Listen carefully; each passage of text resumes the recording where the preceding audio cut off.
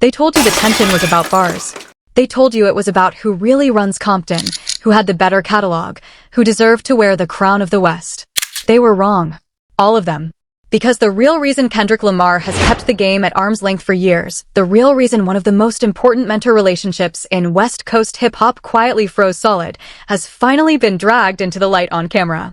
And it has almost nothing to do with music. It has everything to do with one man. Drake. One music video. One afternoon in Compton back in 2015 that powerful people have spent a full decade hoping you would never ask about. Stay locked in, because what just surfaced changes the entire timeline of the coldest Cold War in rap. A voice from inside TD's orbit reportedly picked up a phone and revealed the actual origin point of the fracture, and it was not a diss record, not a subliminal, not a verse. According to this account, Kendrick Lamar's issue with the game was born the day Drake pulled up to Compton to film 100 with the game. And something happened on that set that sent the biggest rapper on the planet scrambling out of the neighborhood before the cameras even cooled. That is the claim. That is the bombshell. And when you stack it against everything we have watched unfold between Kendrick Lamar and Drake over the last 2 years, it stops sounding like gossip and starts sounding like the missing first chapter of the whole war. Here is what we are going to do in this video. We are going to walk through the interview that cracked this open, word by word. We are going back to 2015 and reconstructing the day Drake came to Compton, what allegedly went wrong, and why a hitmaker who was there has been hinting at it for years. We are going to examine why the game, the man who helped put Kendrick Lamar on before the world knew his name, apparently cannot get Kendrick on the phone anymore. And we are going to get into the second half of this conversation, the part nobody clipped, where the discussion veers into juvenile life sentences, a high-profile case, and an informant allegedly placed inside a cell with a minor. A story that tells you everything about the environment these men come from, and why loyalty out there is not a slogan, it is survival. But before any of that, understand what makes this revelation so nuclear. For years, the public story was simple. Kendrick Lamar and the game were Compton brothers, 2 generations of the same soil, and whatever distance grew between them was just life, just business, just time. That story is now dead. Because if this account is accurate, Kendrick was watching Drake's movements in his city as far back as 2015, long before Control, Echoes turned into Like That, long before Euphoria, long before Not Like Us, echoed out of every speaker on earth. Which means the war we all think started in 2023 or 2024 may have actually been simmering since the day a video shoot in Kendrick's backyard went sideways. Let that sit for a second. And look, before we get all the way into it, real quick, if you value this kind of deep, no shortcuts breakdown of the culture, hit subscribe and turn notifications on. That is genuinely the best way to support the work, and it costs you nothing. I will not belabor it. We have a lot to get through. Now, the interview. The setting is Cam Capone News, a platform that has quietly become one of the most reliable confessionals in hip-hop media, the kind of place where artists, street figures, and industry veterans sit down and say things they would never say on a polished mainstream set. The guest is J Hood, not the New York J Hood, but the Compton-connected J Hood you have seen building his name on No Jumper, a man described even in this very conversation as a vet who has been in the streets a long time and is only getting better.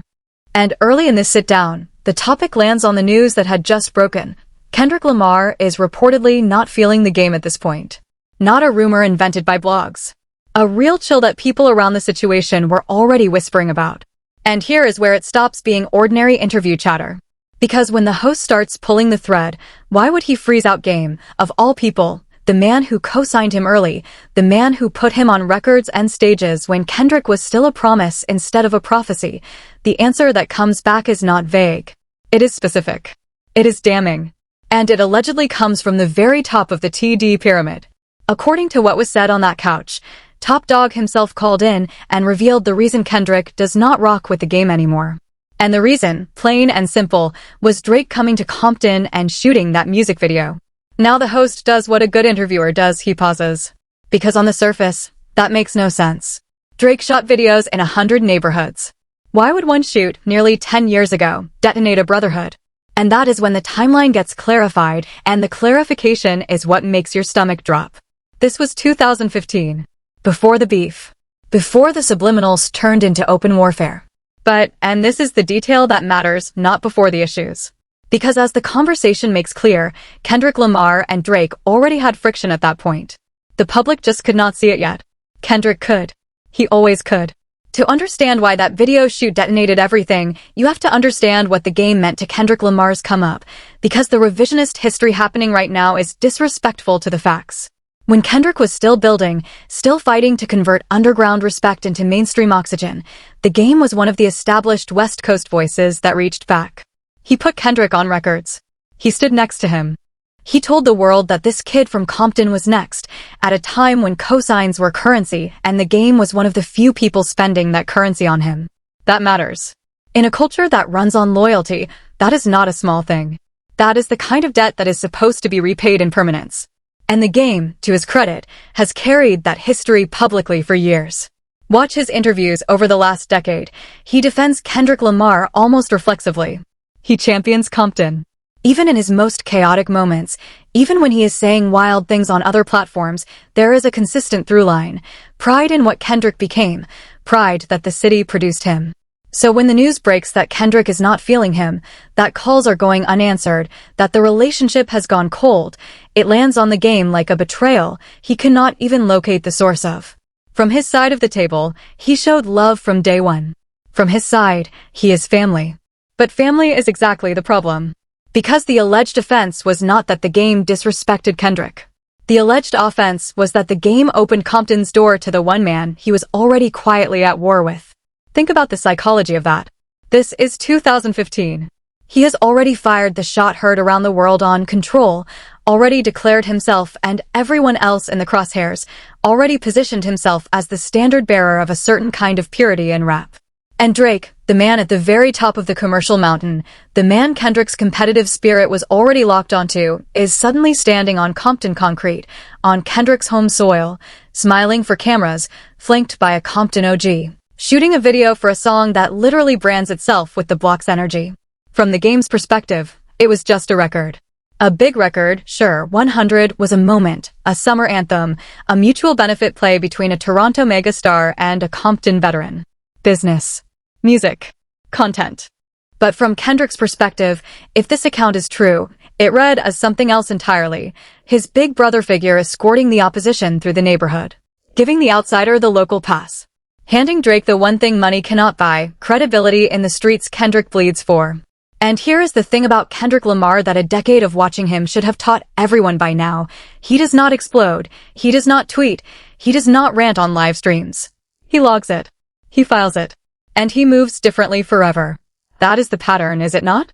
Look at how every relationship in Kendrick's orbit has ever ended. There is no public execution. There is just silence, distance, and then one day you realize you have not been in the room for years. If Top Dog really called in and named that 2015 video shoot as the origin point, then what we are looking at is a 10-year silent sentence. No argument. No confrontation. Just a door quietly closed by a man who never forgets who walked the opposition through his city's gates. And the game apparently spent years not even knowing which door had closed or why, still picking up the phone, still calling, still getting nothing back. Hold that thought, because it gets heavier. The freeze-out is only the surface layer. Underneath it is the incident itself, the thing that allegedly happened on that Compton set that day, the thing that sent Drake retreating, the thing that a platinum producer later confirmed without ever fully explaining. And once you hear how that day actually unfolded according to the people who were around it, the game's confusion, Kendrick's silence, and Drake's decade of Compton absence all snap into focus at once. The video shoot was not just a video shoot. It was a stress test. And according to the streets, Drake failed it. But to feel the full voltage of that day, you first have to remember what Compton means in the mythology of this music. This is not just a city. It is hip-hop's most sacred stage and its most unforgiving audition room at the same time. NWA turned it into a global symbol. Every generation since has been forced to answer to it. And by the spring of 2015, the city had just crowned its newest king in the most emphatic way imaginable.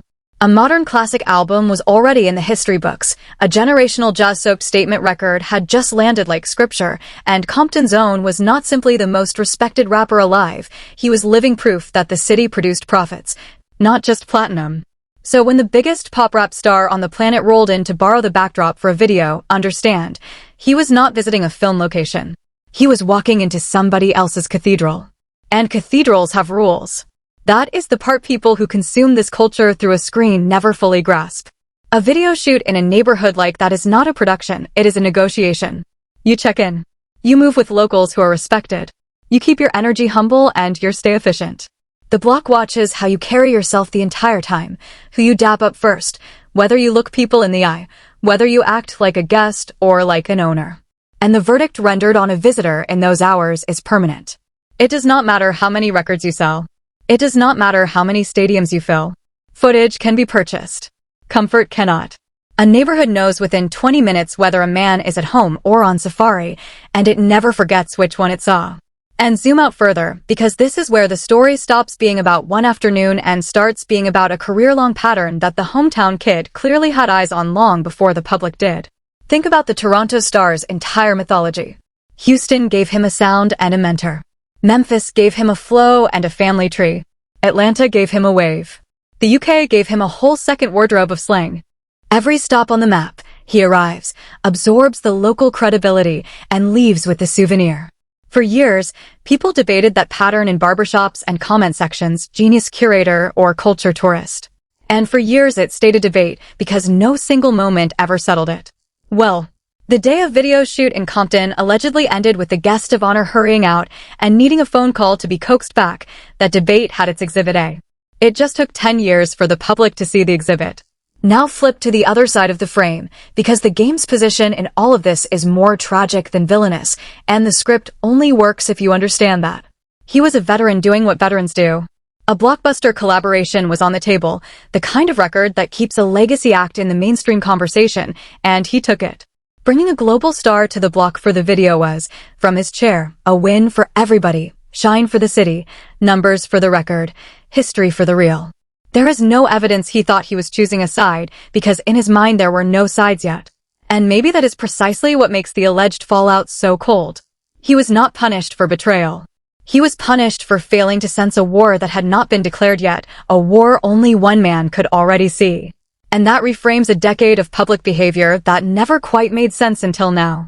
Go back through the game's interviews from the last 10 years, and there are many, because the man has never met a microphone he did not like, and notice the pattern. He praises the younger Compton king constantly, defends him in rooms where defending him is not required, claims him, proudly, as proof of what the city produces. And the whole time, if this account is true, the phone on the other end was already silent. He was saluting a man who had already filed him away. Every one of those interviews reads differently now. Every compliment lands like a message in a bottle thrown at a ship that changed course in 2015. And yet, for all the mythology, all the psychology, all the decade-old echoes, the single most important voice in this entire story does not belong to a rapper at all. It belongs to a producer. A man who was actually in those rooms during that era. A man whose resume is beyond questioning and whose words carry the weight of somebody who saw the industry from the control room. And what he refused to say on camera tells you more about that day in Compton than most people's entire interviews. Let us reconstruct 2015. Drake is at an absolute apex. If you're reading this, it's too late. Has the game in a headlock. The Meek Mill confrontation is about to make him bulletproof in the public eye, and he is moving through the industry like a man who has never been told no. The collaboration with the game makes perfect commercial sense. Drake gets West Coast texture, the game gets a global amplifier, and 100 becomes exactly what it was designed to become, a record with the block baked into its DNA. And you do not fake a record like that. You go to the source. So Drake comes to Compton. Now here is where the sourcing gets interesting, because this is not one anonymous voice spinning a legend. The host in this interview references a separate conversation entirely, a sit-down he did with Hit Boy, the producer, a man who was actually in that era's rooms, a man with platinum plaques and zero reason to fabricate street theater. And according to the host, when the topic of Drake getting chased out of Compton came up with Hit Boy did not deny it. He did not laugh it off. He declined to give details. Read that again.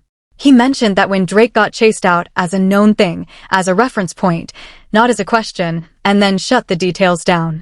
In hip-hop, the refusal to confirm is often the loudest confirmation there is. So what actually happened on that set? The details, as relayed through this interview, are fragments, deliberately guarded fragments, because some stories in Compton are not fully told even a decade later. But the shape of it is clear. Something went down in the hood that day. Whether it was about Drake directly or simply erupted around him depends on who is telling it, and notice how carefully even the people confirming it walk around the specifics. What is consistent across the accounts is the ending. Drake became uncomfortable, Drake left, and he left fast. Fast enough that, according to the version told on that couch, people had to get on the phone afterward and reassure him, "You are good, come back." Let that image sink in. The self-proclaimed Six God, mid-video shoot, being called back to set like a skittish extra, being talked down, being told it is safe. And here is the detail that separates people who understand street dynamics from people who only consume them through a screen. The explanation given for Drake's exit was not that he was a target. It was worse, in a way. It was that he was uncomfortable. Uncomfortable because, as it was phrased in the interview, he had never been around that level of real gang members. Real neighborhood energy. The unfiltered version of the environment that he had built a chunk of his brand referencing from a safe distance. The implication cuts deep. The moment the movie became real, the leading man walked off set. And in a culture where your willingness to stand still in uncomfortable rooms is the entire exam, that is not a story you want attached to your name. Now, to be scrupulously fair, there is another reading of that day, and the interview itself gestures at it. Maybe whatever popped off had nothing to do with Drake at all. Maybe he was simply a visitor who found himself standing in the middle of a neighborhood's internal weather, and leaving was the only rational move. Any smart person without roots there would have done the same. There is no dishonor in refusing to die for a music video. But hip-hop does not grade on rationality. Hip-hop grades on mythology. And the mythology that hardened around that day is brutal in its simplicity. Drake came to Compton for the aesthetic, and Compton reminded him that the aesthetic has a pulse. Consider the aftermath in that light. Have you ever noticed that Drake, for all his geography hopping, Houston, Memphis, Atlanta, London, everywhere with a vibe and a cosign, essentially never ran the Compton play again? The 100 video stands as a strange one-time artifact, a single expedition into Kendrick Lamar's zip code that was never repeated, never built on, never turned into an ongoing relationship with the city. Once you know what allegedly happened that day, the pattern reads differently. It reads like a man who got his footage, got his souvenir, and decided the neighborhood was better enjoyed from a distance. And it reads like Kendrick watched every second of it, watched the outsider come through, watched him flinch, watched him leave, and quietly concluded that the man was exactly what he always suspected him to be. But wait, because the most savage part of this entire interview is not the 2015 story. It is what J Hood says when he is asked, point blank, whether Drake could come back to Compton today. And his answer is so calm, so casually devastating, that it deserves its own autopsy, because hidden inside a compliment is one of the coldest insults ever captured on camera, and it tells you exactly how the streets have filed Drake in their permanent records. That is where we go next, and trust me, you want to hear how this man said it. So the host leans in and asks it directly. Can Drake come to Compton? And J Hood, a man who, by his own standing in this conversation, is genuinely out there, genuinely connected, co-signed within the interview itself as a reliable source who really moves with the people he claims to move with, does not hesitate. He says that man can go wherever he pleases. Nobody is out to harm him. He is not a threat to nobody. And on the surface, if you are half watching, that sounds like a pass. That sounds like a green light. That sounds like Compton saying Drake is welcome. It is not. Listen closer to what is actually being said, because this is how real dismissals work in that world. They never sound like dismissals. They sound like shrugs. Because then J Hood says the part that should be printed on the tombstone of Drake's street credibility. He says, that is Aubrey. Not Drake. That is Aubrey, man. And in that single word swap lives an entire verdict. Understand the mechanics of it. Drake is the persona, the charts, the memes, the owl, the global brand. Aubrey is the man, Aubrey Graham from Toronto, the kid from Degrassi, the outsider. When a street figure looks into a camera and tells you the biggest rapper alive can walk through one of the most storied neighborhoods in hip-hop history because he is not a threat, because he is just Aubrey, he is not granting safety. He is denying significance. You are not in danger because you do not matter enough to be in danger. That is the translation. Nobody checks a tourist. And the kicker, the little bow J Hood ties on it, is that even Kendrick knows he is good. Meaning even Kendrick Lamar, the man who spent 2024 dismantling Drake in front of the entire planet, does not consider him a problem on the turf. Now flip that around and feel the symmetry of this whole story. Kendrick's issue was never that Drake was dangerous in Compton. His issue, if this account holds, was that the game treated a tourist like a diplomat. The game rolled out a red carpet for a man Kendrick had already sized up as fundamentally unserious about the culture the carpet was laid on. The insult was never fear. The insult was respect given where Kendrick believed none was earned. That is why the phone stopped ringing. This is also why, when you zoom all the way out, the not like us era lands with even more historical weight. When Kendrick stood on that stage in Los Angeles and had an entire arena chanting that record, when he filmed that video dancing through Compton with the city literally behind him, the contrast was the message. Here is the man the neighborhood claims versus the man the neighborhood barely noticed leaving. Here is the difference between being from a place and visiting it. He did not need to say any of that out loud. The footage said it. And if the TD phone call described in this interview is real, then he had been keeping that receipt since 2015, waiting nearly a decade for the world to catch up to what he saw on a video set when he was 27 years old. Now, the interview does not end there, and honestly, the second half is where it stops being rap news and becomes something much bigger. Because the conversation pivots, as these street-level conversations always do, from celebrity politics to the actual machinery of the environment that produced these men. And what comes up is a story about a juvenile, a minor, facing life in prison, a high-profile case involving Draco the ruler's orbit, and a claim so outrageous that the host stops everything and starts fact-checking Senate bills live on camera. You need to hear this part, because without it, you do not understand why loyalty and silence run so deep in the world we have been discussing. Stay with me, because this is where the interview gets genuinely dark. Here is the setup as it was laid out on that couch. The discussion turns to California's Senate Bills 260 and 261, the youth offender laws, and the principle underneath them, that if you were under 18 when the crime happened, the system is not supposed to simply bury you. There are supposed to be hearings, parole pathways, a recognition that a child's brain is not a finished product. That is the theory. And then the practice. As described in this interview, prosecutors holding kids in juvenile hall until the day they turn 18, direct filing them into adult court, and handing out life sentences to teenagers like parking tickets. One case referenced involved a 15-year-old staring down a sentence of 67 years, or taking a deal for life, because the alternative floated was something like 120. Sit with those numbers for a moment, because they are obscene in the most literal sense. 15 years old. He had not lived 15 full years of conscious life, and the state was preparing to take everything after them. 67 years. 120 years. These are not sentences, they are erasures. And as Jay had put it in the rawest line of the entire interview, life should not be more than 15 years for a 15-year-old, because that is literally his whole life, that is all he has even lived. Whatever you think about crime and punishment, the arithmetic there is meant to disturb you. It is supposed to be uncomfortable. A system that can only imagine a child as a permanent threat is a system that has stopped believing in children at all. And the detail that made the host physically react, the detail that sent this conversation viral in the corners of the internet where people actually pay attention, was this. The case allegedly involved an adult informant placed inside a cell with a minor. An adult. A jailhouse plant. Inside a cell. With a juvenile. The host's disbelief is worth quoting in spirit. You are not even allowed to interrogate a minor without a parent present. That is black-letter protection. That is the floor of the floor. So how, in what universe, does the system justify housing a grown informant in a cell with a child to extract statements? A juvenile is supposed to be with juveniles. An adult is supposed to be with adults. That separation is not a courtesy, it is the entire safeguard. And if the account is accurate, it was simply ignored. Now layer the psychology on top, because this is where J. Hood Street scholarship shows. When people are intimidated, he notes, they perform. They get louder, tougher, more reckless with their words. So put a scared kid in a cell with a grown man working for the state, and what do you think comes out of that kid's mouth?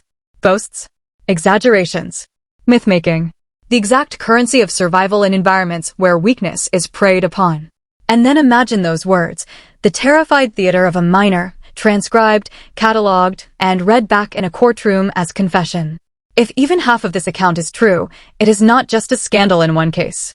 It is a window into how convictions get built in the places nobody is watching. The interview also touches the co-defendant split, and this detail matters for understanding how these cases actually resolve. According to the conversation, Draco went to trial. Ralphie went to trial. Draco won. Ralphie won. And another Kells lost.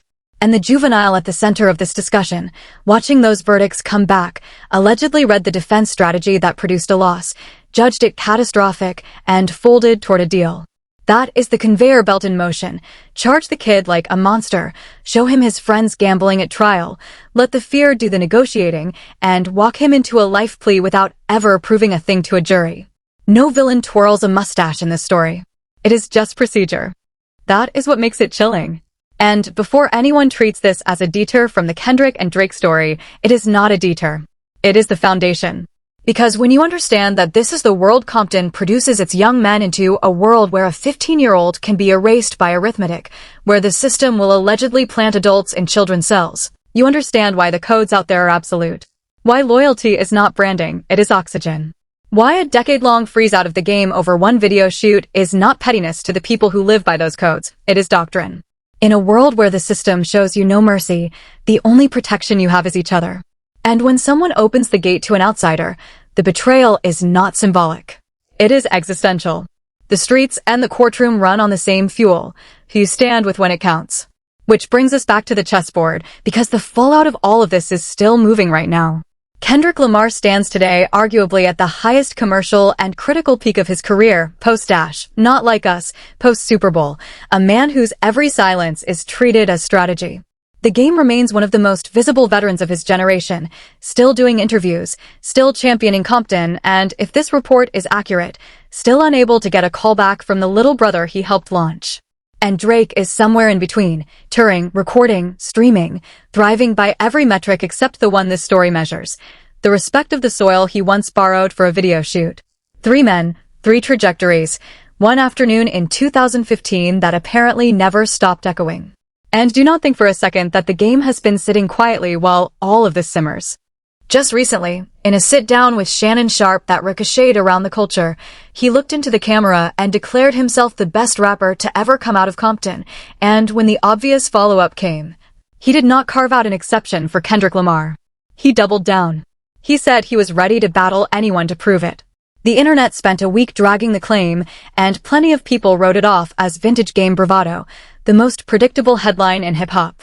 But watch it again with everything you now know. That was not just confidence. That was a man knocking on a door that will not open, the only way he knows how loudly, publicly, competitively. When someone will not take your calls, you start talking to them through microphones. Veterans have been sending messages that way since the beginning of this music.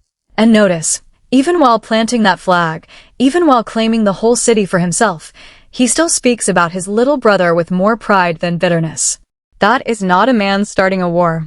That is a man begging for a response from someone who has decided he is not going to get one, and the reason, if the phone call described in this interview is real, dates back to a video shoot he has probably not thought about in years. So what happens now? That is the question hanging over all of it, and here is my honest read. Do not expect Kendrick Lamar to ever confirm any of this publicly, because that is not how he moves. He communicates in albums, in symbolism, in absences, and he has never once in his career explained a grudge while it was still useful to him. Do not expect the game to stop reaching, either, because pride and hurt are a powerful cocktail, and a man who feels he did everything right will keep knocking on a door he does not know he already locked. And do not expect Drake to address 2015, because there is no version of addressing it that does not resurrect the one image his entire post-beef recovery depends on you forgetting: the exit. The uncomfortable, hurried, call him back and tell him he is good exit. But here is what I will watch for, and you should too. Watch Kendrick's next project for Compton imagery. He never sets a scene in his city by accident, and if a video or verse frames loyalty and gatekeeping in Compton terms, you will know exactly which decade-old wound he is revisiting. Watch the game's next interviews, because the man is constitutionally incapable of letting a question about Kendrick pass without answering it, and now that the alleged reason is public, every appearance becomes a chance for him to either extend an olive branch or light a match. And watch whether anyone from TD's camp so much as nods at the story, because in that camp's language, silence is a confirmation of its own. And let me say this plainly, because it needs to be said somewhere in all of this. If Top Dog really did make that call and name that reason, that is not nothing. That is the closest thing to an official statement we are ever likely to get. He does not do press releases about who he is not speaking to. But the people around him talk, the phone calls happen, and occasionally a host with the right relationships ends up with the answer on camera. That is how the truth travels in this culture, not through statements, through couches, through interviews at 1 in the morning, through men like J Hood who answer a question with a shrug and a first name. That is Aubrey.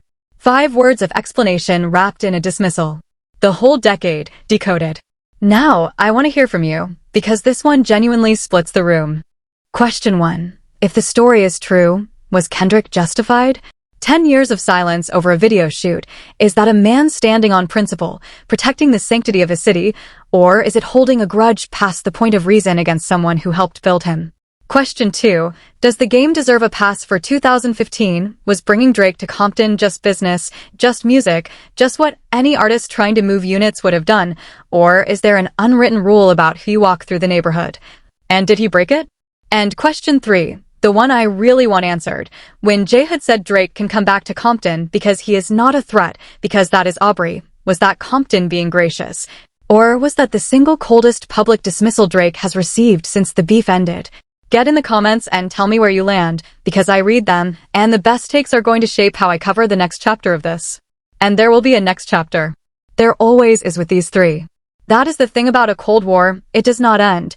It just waits for the temperature to drop low enough that everyone forgets it is still running. He knows. That is why he never rushed it. That is why, if this account is accurate, he sat on a video shoot from 2015 for 10 years without saying a public word and let time and patience and one historic summer do the talking for him. The streets have a saying about revenge and temperature that I will not repeat here, but he has spent his entire career proving he understood it before anyone else in his generation. While everyone else was reacting, he was remembering. So remember what you heard here today. The beef did not start with a verse. The distance did not start with a diss. According to the voices closest to it, all of it, the silence, the freeze, the decade of unanswered calls, traces back to one day in Compton when an outsider came to borrow the neighborhood soul for a music video, and the neighborhood showed him what it costs. And the man who opened the gate for him has been paying for it ever since. Whether you think that is justice or cruelty says everything about how you see this culture, and that, more than any chart position, is the conversation that matters. If this breakdown gave you something the headlines did not, hit like, hit subscribe, and turn notifications on, because the follow-up to this story is already forming and you are going to want it the second it drops. And if you want to understand the beef that all of this quietly fed into the full forensic timeline of Kendrick versus Drake, move by move, subliminal by subliminal, that video is on your screen right now. Watch it next, and you will never hear any of these records the same way again. I will see you there.